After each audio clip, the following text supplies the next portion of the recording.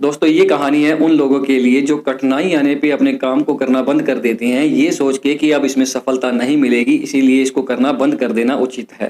दोस्तों एक बार एक मूर्तिकार एक जंगल में जाता है और जाते ही एक पत्थर को देखता है और पत्थर को तोड़ने की कोशिश करने लगता है अपने हथौड़े और छेनी के साथ। परंतु जैसे ही मूर्तिकार उस पत्थर पे प्रहार करना शुरू करता है तो पत्थर के अंदर से आवाज आती है कि मुझे तंग मत करो, मुझ पे प्रहार मत करो। परंतु मूर्तिकार फिर भी अपने काम में लगा रहता है और अपने हथौड़े और छेनी के साथ उस पत्थर पे प्रहार करता जाता है। जब बार बार प्रहार हो रहे होते हैं तो पत्थर के अंदर से फिर से एक बार आवाज आती है कि मुझे तंग मत करो, मुझ पे प्रहार करने की कोशिश मत करो, मैंने तुम्हारा कुछ नहीं बिगाड़ा है, मुझे तंग मत करो। तब मूर्तिकार पत्थर को समझाते हुए ये कहता है कि मुझे तुम पे प्रहार करने दो, क्योंकि मैं तुम्हारा किसी न किसी रूप में भला ही कर रहा हूँ, इसीलिए मुझे अपना काम करने दो।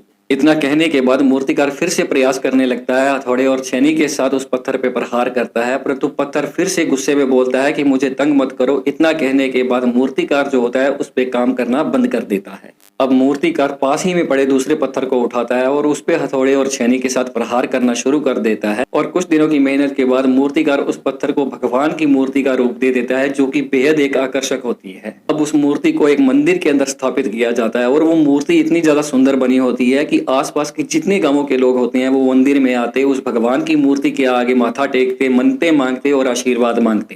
परंतु जो पहले वाला पत्थर था जिसने मूर्तिकार के प्रहार सहने से मना कर दिया था, उस पत्थर को भी लाके मंदिर के कोने में रखा जाता है जहां पे लोग आके नारियल फोड़ते थे। अब ये देख के पहले वाले पत्थर को बहुत ज्यादा अफसोस होता है। वो यही बात सोचता है कि अगर मैंने उस दिन मूर्तिकार को मना ना किया होता तो आज मेरी भी मूर्ति बनी होती, भगवान के रूप में मेरे को भी लोग पूज रहे होते। तो कहते हैं ना कि समय बीत जाने के बाद अफसोस करने से कुछ नहीं होता। ऐसा ही कुछ हुआ उस पहले वाले पत्थर के साथ। अगर वो उस दिन मूर्ति बनने से मना ना करता, प्रहार को सह लेता, तो आज उसकी भी भगवान के रूप में मंदिर में मूर्ति स्थापित हो गई होती।